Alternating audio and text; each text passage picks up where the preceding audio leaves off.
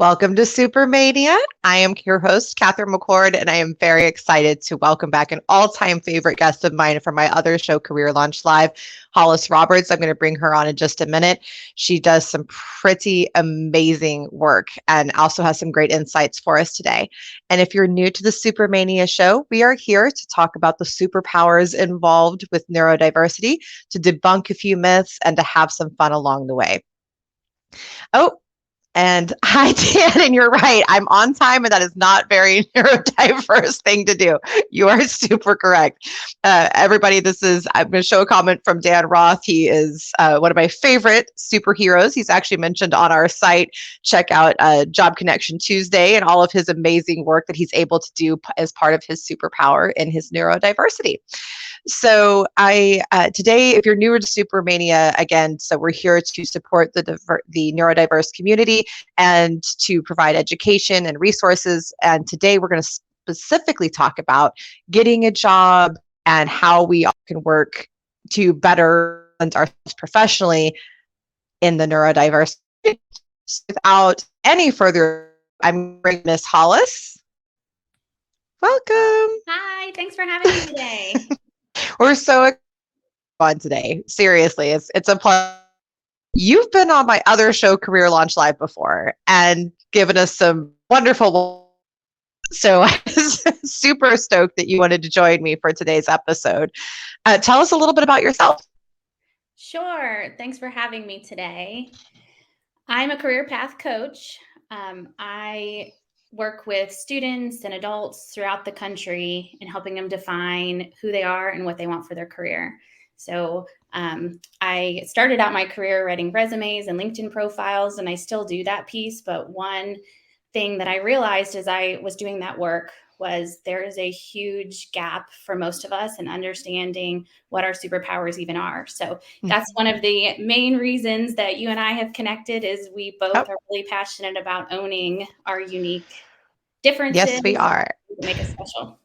That's right. And actually, that's exactly what I wanted you specifically here for this.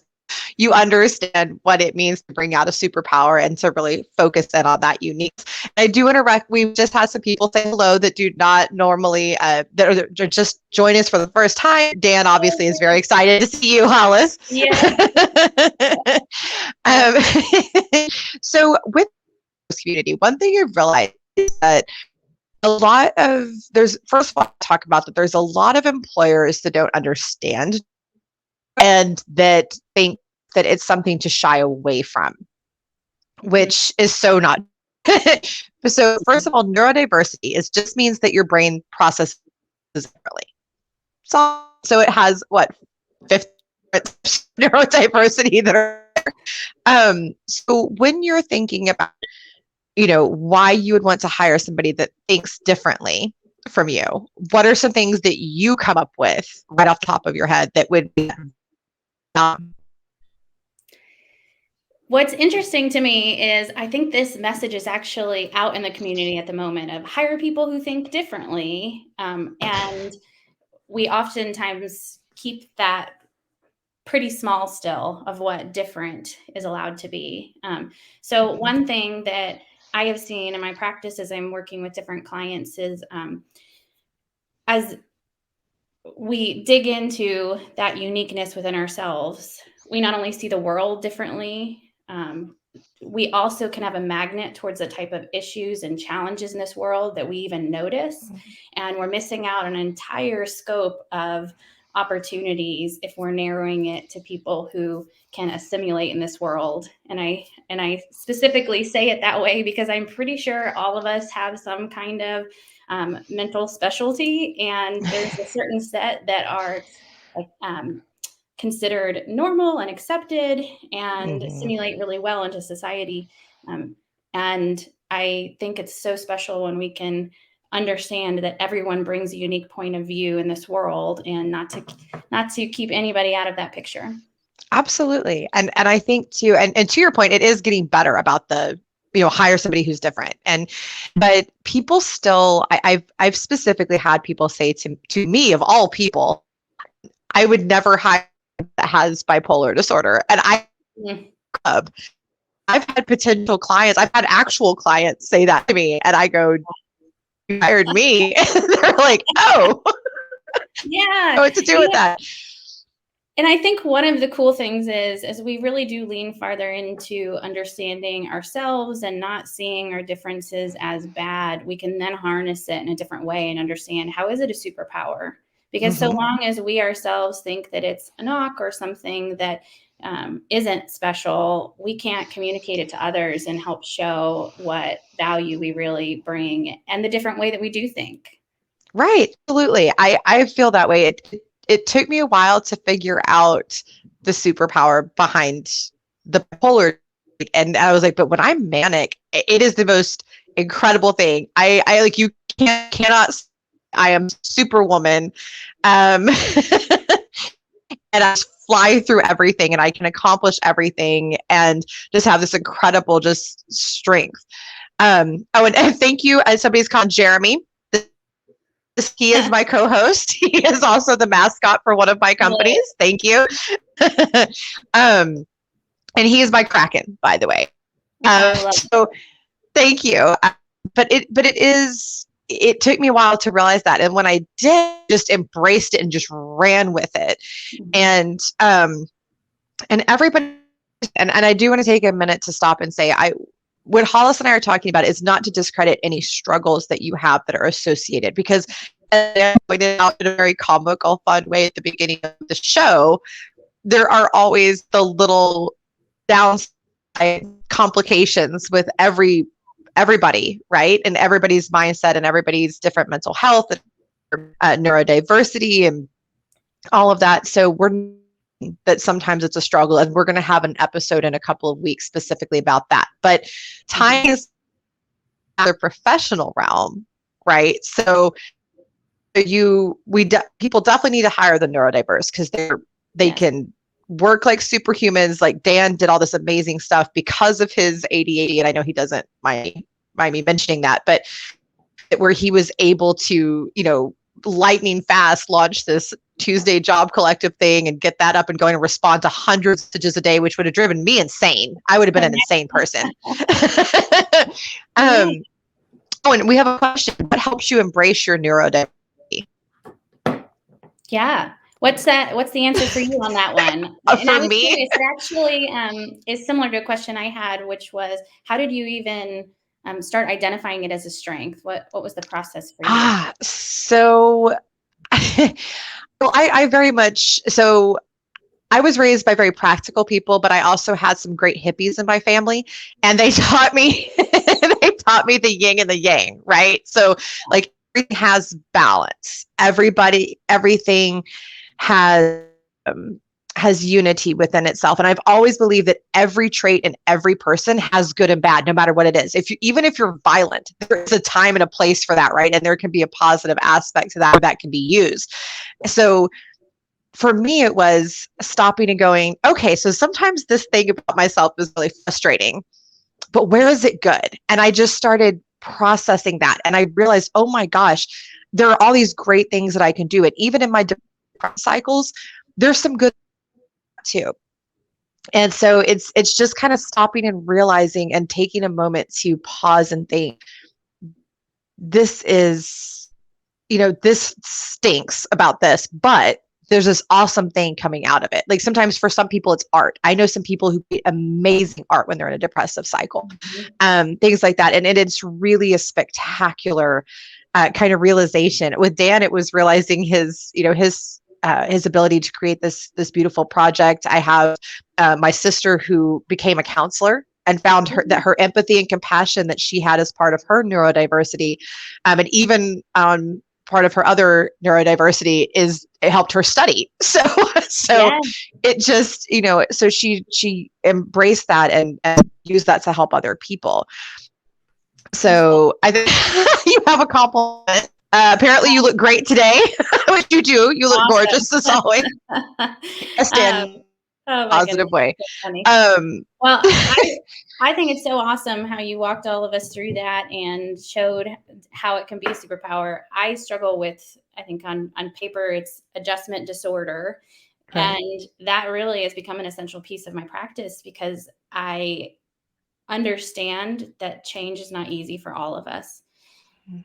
Talking about yourself differently, promoting yourself differently, getting hired by leaning into who you are requires you to do different practices. And that was one piece that I zoned in on very quickly was, hey, I think there's a lot of people who struggle in this area. And because I had done a lot of work in that area to start figuring out how myself I can not let it hold me back, I now can teach it forward. So it has become a superpower for me as well. That's amazing. That's really cool. Good for you. And and it's funny. I tell people I think one of my other superpowers is finding the other neurodiverse people because I can just kind of peg it like, oh, you have a special superpower. And I think I can kind of peg it. And I had kind of honed in on that with you. I was like, there's a reason Hollis can jam this out like really good. They can just really rock this. Absolutely. And also I think the empath side of me has that same thing of I can feel when people are not feeling comfortable in their own skin. That seems to be a magnet for me. And I find that when I'm around community and I'm showing up in a way that's really authentic, that it helps other people do the same. And that gives me strength too. And understanding that when we come forward, there's so many people who raise their hand and go, oh my gosh, I'm struggling with that too. It just takes one person to start voicing and sharing. And I want to say on that line, I had the most incredible experience. I think about a year and a half ago now. I put out a post. I don't even know what the world made me do it, honestly. But I put out a post about being a bipolar business owner. I love it. And it did well. Yeah, I remember you commented on it and everything. And then but it was not the public stuff that got me. It was the private messages. And the people just saying, I didn't know that this was a thing. I didn't, I thought because disorder I couldn't do this, or just, hey, it's great to know that somebody else is out there that's going through this too. And just having that connection and saying, thank you for saying that it's not something wrong with me, that it's just, this is just how I am. This is just how I process. And I said, it's wrong with you. And I always tell people, years ago, I said, it's whatever's going on with you, mental health, your neurodivergent, even a physical problem. Like I have more health problems than most 80-year-olds, right? And I say that to be, it's just kind of funny to me at this point, but all of that is not who you are. It's no different than your pinky, right? It's just a part of you. You don't say, oh, there's that girl with a pinky. That's weird. It's going to say that, this is just a part of you. And so you use that, you just like your finger, right? You use that and you use it as a tool. And when people say authentically you, people always kind of like roll their eyes, right? They're like, oh, it's hippie. But what I tell people is when you're the most you, and you should always put your best foot forward, right? Like don't be the you that shows up to an interview in pajamas. Like don't do that. But be you, because it will actually help you to get a job is what I've learned, right? Yes. It actually, like you'll get the right people attracted to that. And when you look for a company that aligns with you, and I've actually posted about this recently, when you get a company that aligns with you and your missions in life and the things that excite you and the things that get you going, you'll have a better chance of getting the job, right? Yes. Well, and one thing I think we underestimate is that authenticity isn't just for others. It isn't this be yourself, show up as you are. It's own who you are. Be comfortable in your own skin and understand that what you do, all those things that you do best, somebody out there needs it. And so if you can get hired by being yourself, then we would all be in careers that we just felt really fulfilled in, but it requires you showing up as you. As long as you put out somebody else's version of what you think they want to hear, you're going to get hired for things that you think they want you to do. And we continue this cycle of what I would call unhappiness, but of feeling like we have to assimilate, fit in, not be comfortable with ourselves. So it starts with showing up exactly as you are. It starts with businesses asking questions that allow you to share your uniqueness and don't encourage you to just say the right things. So absolutely. And it is about again, putting your best foot forward, but showing that you're focusing on that uniqueness. So how do you do that? Like, that's always the question, right? So, okay, great. So I need to focus on my uniqueness. How in God's name do I do that? Especially when everything is centered around a document like a resume. How do I, and you know how I feel about resumes, Hollis. You know my frustration there. But how do you show your uniqueness? Let's start with the resume. Then we'll get into the other fun stuff. But how do you show your uniqueness in your resume? All right. So it actually starts before your resume. In my eyes, it starts with understanding your package. It starts with understanding your strengths, your talents, the environment where you thrive, the unique way you see the world. And once you understand that piece of who you are is when you can now include it on your resume. So oftentimes I think we start with that resume piece and we think, what have I done in the past?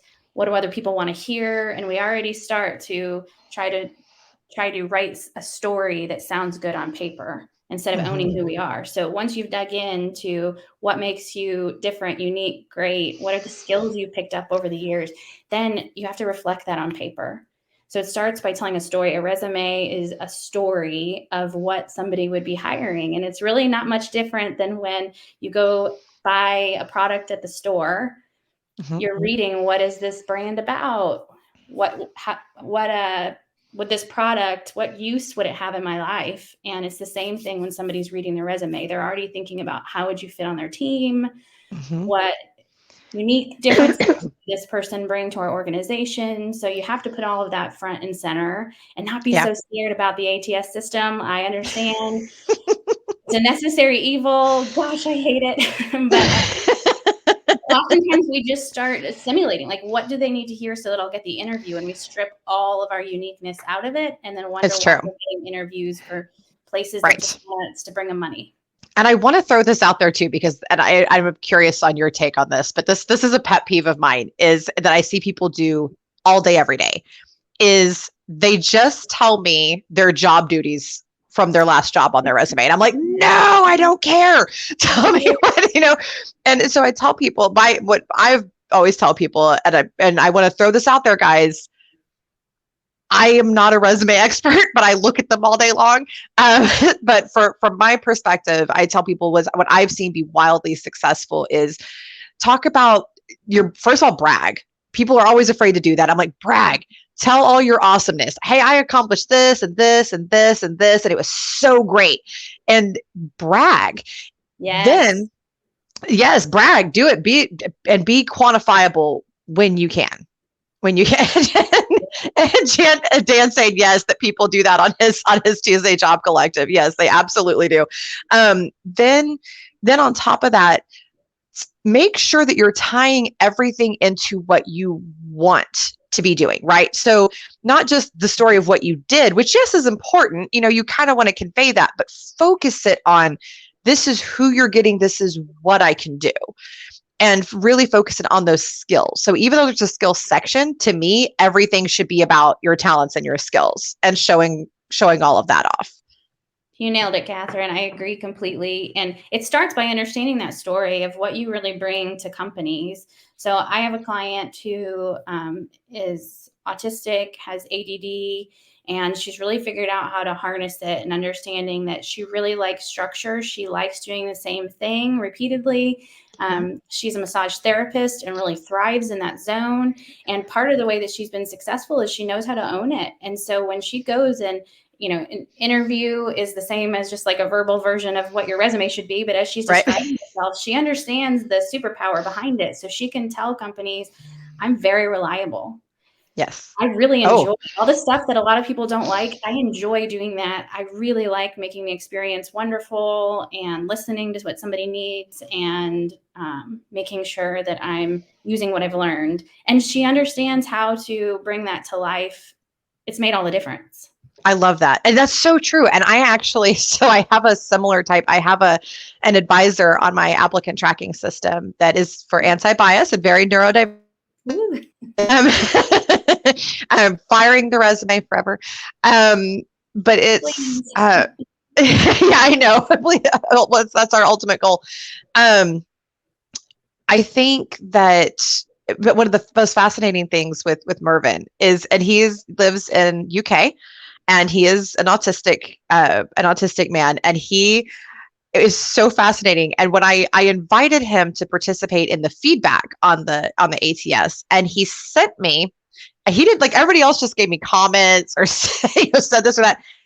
This man made me a full-on report with research and tables and like a whole spreadsheet. And it was the most, so I brought him on as an advisor and gave him equity in the company, because I thought, what a brilliant mind. And so he hooked me, and I kind of knew he would bring something cool. I wasn't quite expecting that, honestly. I'd love to give myself that much credit, but I did know he had something special to offer. And so when he did that, it kind of just proved everything right. And I think that, the more that we embrace different, and so somebody like that, this is how I present information, and it's so robust, and it's and I'm very big. I've been telling a lot of people universities to send something with their resume that showcases what they can do. Yeah. Hey, here's a sample, something like that. Just like, this is how awesome I am. You hiring me right now? Like, this is ridiculous. That kind. So outside of the resume, kind of covered, some creativity there. Talk to me about LinkedIn and what you recommend there. I'm sorry, can you repeat that last part? Oh yeah. So I know the connectivity. LinkedIn. How do we showcase ourselves appropriately on LinkedIn? Yes. I don't think it's much different than the resume. So I think that it is similar in the sense of bring you forward. It's a chance for you to show up in your professional community as you. So obviously the profile, the same sentiments go there of show up exactly as you are. There's lots of opportunities on LinkedIn to include attachments to work or links to videos or whatever may showcase your special strengths. And then show up in your community exactly as you and all your beauty. So some of us are really good at connecting. Some of us are really good at finding people, and others are awesome at writing. And as you mentioned, somebody who did a report, well, that would be a wonderful person for contributing articles and sharing about areas of interest. So however it is that you show up in the world, show up exactly like that as LinkedIn. And one of the things I think we get most wrong is we think there needs to be a different strategy on some of these platforms than the strategy we deploy for getting friends and doing life. Just show up as you. Start there. It's way easier than a lot of us think. Again, maybe not in pajamas, because I've been seeing that. I've seen a couple of profiles lately on LinkedIn, like, what pajamas? This is very confusing to me. Well, you know what? If they refuse to get out of pajamas to do work, then maybe that's exactly who they are and how they need to show up. Maybe that is the thing. Maybe I'm just it just cracks me up. It always makes me laugh. Well, like, you do see people that are in like fitness and all that, show like having the fitness gear and stuff, like, which that makes sense. You're in fitness, so wear the appropriate gear. That makes perfect sense. And by the way, we have somebody commenting that they would love to connect with us after the call. If it didn't show up on LinkedIn, I did comments where you are profiles, but you can also look both of us up and find us, connect with us, reach out via message, and we will respond to you. We will connect with you, and we will talk to you. We're always welcoming of that. So let's talk about the interview, right? Because that freaks out a lot of people, especially in the neurodiverse community. And I've had some people tell me I don't like eye contact, and so it costs me interviews. I've been told, certain technologies might make me have seizure activities, and people always want to do a Zoom interview with me. And so the first thing I want to say, and and I know this is super controversial, but I just don't care. It just is what it is. To employers, plan your interview process that someone at some point is going to need an accommodation, and just already have options available. So say, hey, for your next stage, we did the phone interview, which is pretty standard. And say, okay, so for your next interview, we have these 3 options. What works best for you? And don't make them ask for an accommodation, because most people feel like you're automatically going to discriminate against them. And whether it's conscious or unconscious, a lot of times that is exactly what happens, right? Mm-hmm. So if you're trying to embrace that difference, set up your interview process accordingly ahead of time. But when that doesn't happen, what do we do? Which it probably, most people don't think like that. So then what do we do? What are your thoughts, Hollis? Yeah, well, first, I hadn't considered what you just shared, and I think it's beautiful to say, if you want to be inclusive, already think about the practices that will create inclusivity. And so I think, I'm not sure I've met a person that doesn't want to feel a part of the community. So if from the get-go you're already having to mention some of the things that you might not be comfortable with, or you're afraid how it's going to be perceived, then already you're starting off on a wrong foot as a company. So great point there. So from an interviewee standpoint, I think it can be so beautiful when you understand how you can thrive. So I think we focus a lot on, this is what doesn't work for me. And there's a flip side to the coin to say, what does work for me? And we can come forward with solutions and share at the beginning of an interview how we work best. So I've had clients who bring a pad and paper with them into an interview and just share up front that I love to be really thoughtful when I'm sharing my answers. If I take a beat, it helps me. So if you see me writing down for a second, it's so that I can gain my thoughts and then share. So they shared it at the beginning of the interview. So then it was expected. And just sharing that, they didn't share what the disorder was, why they're doing it. What they shared is how they can thrive. And that is the superpower side of the coin. So I really think leaning into and understanding that about yourself is crucial. Set expectations ahead of time almost always fixes the problem. So I get anywhere really in the interview stage to say, hey, yeah, I'm super excited, because almost everybody sets up a phone call first, right? So just say, sometimes it's Zoom though now, but just go ahead and say, hey, just to let you know, this is how I function the best. This is what I'm going to do to set myself up for success. And if you say it that way, they're not going to necessarily even catch on to that it's a diversity or anything like that. It's just, oh, well, they're just telling me how they want to present themselves. Great, cool. All right. Yes. At least they're thinking about that. And then it shows that you're proactive. So absolutely.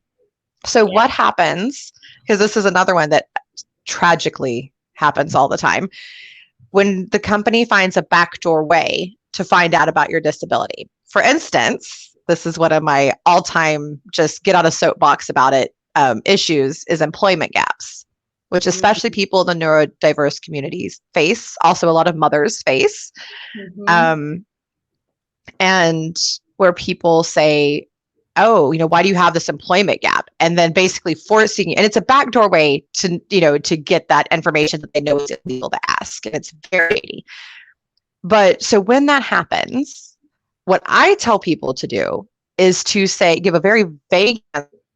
It's because you're autistic, or you have an anxiety disorder, and so you're struggling to get through the interview process. You're a great employee, but people mentioned you. I would just say, well, trying to find the right opportunity. Let me tell you about this accomplishment, and just refocus it, because frankly, your employment gap doesn't matter. Why? Because it's personal time. If it's personal, that, just reframe it. Don't ignore the question, but give a very brief answer, and then off you go to the races.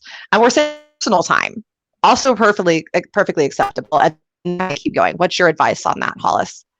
Yeah, it all comes back to the story. So what story are you looking to share, and what information do you need to say, and how much do you need to say in order to tell your story properly? And there's so much value to taking a gap for employers, a chance to reset, chance to make sure you're finding the exact employer or place where you can thrive. So focusing on that side can really be a great way to share the truth, but also share it that you have processed through and understand why there is the gap. So, for instance, in your scenario, yes, saying, I really don't want to just accept any employment. It's important to me that I know where I can add value. what I know about myself and then continue. Again, don't stop. Like you said, then continue. Where I know I can add value is I am extremely thoughtful. I'm great at analyzing data, and I want a company that can use that to their advantage. So now you've already moved the conversation on to a positive point. I think that is spectacular advice. Thank you. So as we wrap up, Hollis, tell everybody where you have going this new and exciting and how they can connect. Yeah. So I'm a career path coach. I dream of a world where we all can find success and get hired just by being ourselves. I work with students and adults and helping them define what kind of career they desire for themselves, and work with my clients to market themselves to get those kind of roles. So you can find me at career-design.com. I'm also on LinkedIn, very active on LinkedIn. I just want to help in this area and help accomplish my dream. So happy to pass along resources, always taking new clients as well. Absolutely. All right. And again, if you want to connect with me, same kind of thing. You can check out my websites, titanats.com, titanmanagementusa.com. Find me on LinkedIn. I'm one of like 3 Catherine McCords. This is what I look like. Very easy to find me. I will respond to you. I will engage with you.